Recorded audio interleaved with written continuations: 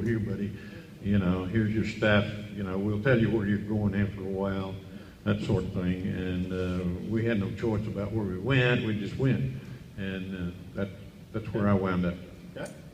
Mr. Branch, what branch were you in? What branch of service were you in, Don? Marine Corps. Marine Corps. He was a leatherneck, jarhead. Right? Amen. Yeah. Amen. Coach, what branch of the service were you in? Navy. He was in the Navy. Okay. How did your family react to you going to war, Clayton? Well, I think my mom cried a lot. I'm not sure about my dad, but it was an inevitable thing. As a matter of fact, you were somewhat embarrassed if you did not get drafted. That said that you were not really very good, very well off physically. So you did not want to be a 4F. And so most of, actually, many of the people at that time who were liable for that draft were actually, they went down and joined what they wanted to do. If they wanted to be a Marine, basically they went there. If you didn't do that, you wound up in the Army. So the Navy, the Marines, they went down and volunteered so that they got a choice as to where they served. Okay.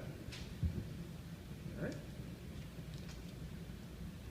Mr. Branch, how did your family react to you going to war? Well, they did a lot of praying, Okay. and I cried. No, that was not so. Okay. Very good. Very good. Coach, how did your family react to you going to war? Well, we were family oriented, and we fell for each other, and they hated to see me leave. And they always in the back of their mind, will he be coming back? And I was the only one in my family that served in the military. And one of them was in my two brothers were in defense plants before the war broke out. So they didn't get drafted. And then my sister was living in Bowie and was married. And her husband was an electrician and worked for the city. And he didn't get drafted, and I think he was too old anyway. But it'll change. The world changed. Sure did. Complete turnover.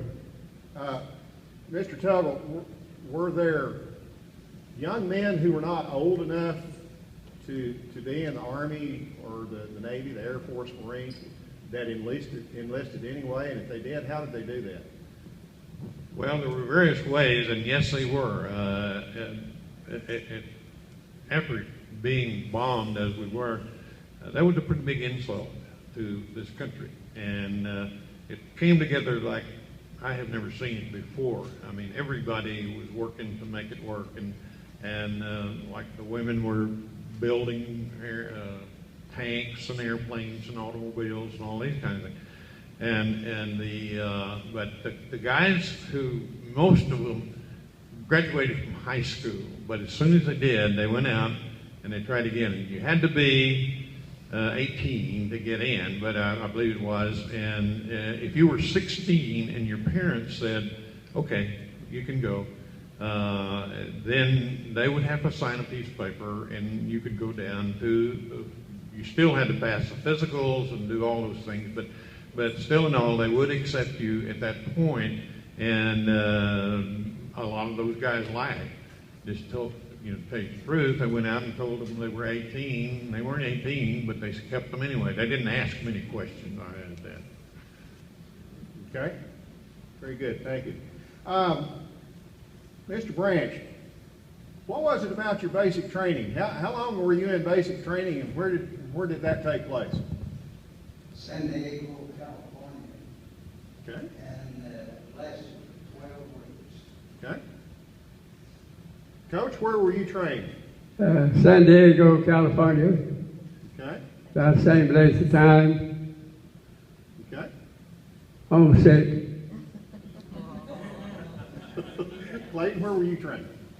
I was in Fort Knox, Kentucky, which was for the tank basic training. So stayed there about 3 months. Okay, very good. Now, once you gentlemen were finished your basic training and any other advanced training that you might have, you were sent directly into battle. Is that correct? In my case, yes. Okay. After our basic training, we were sent to amphibious training for 2 more weeks before they shipped us on out. So we learned how to manipulate those flat landing craft, and we also learned if you turn one over, you can't get out. There's no top to it.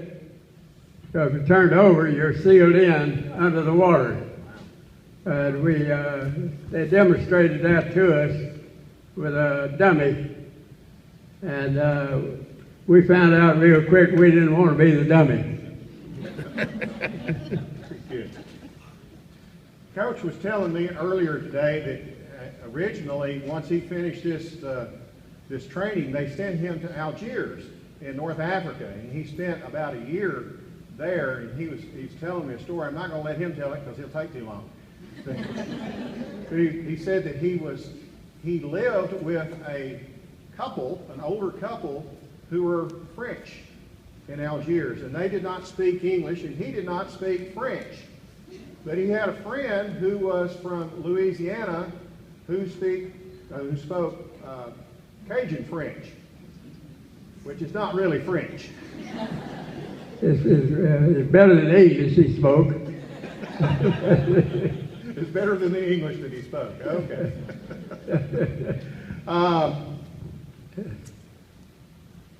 Mr. Tuggle, what was your rank and primary responsibilities in World War II?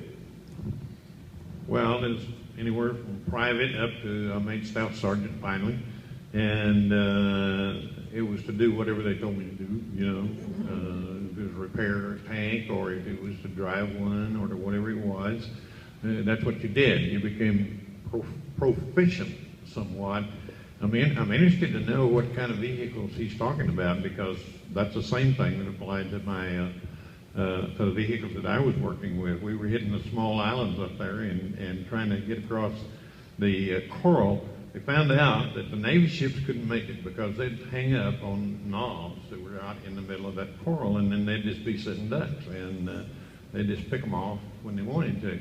So they went to these vehicles that were tracked, and so they would crawl over those humps and drive up on the beach, and we would haul all people up there and all their equipment and all that sort of thing, and then we'd drive back out and then go back to the ship, generally to the hospital ship, to unload our wounded.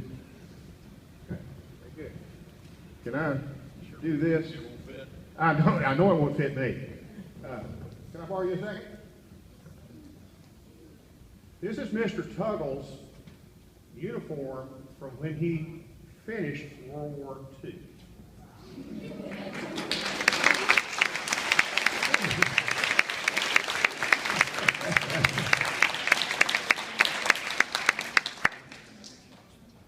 Funny story here. I asked Mr. Tuggle about bringing some memorabilia, and he said, well, I could wear my uniform.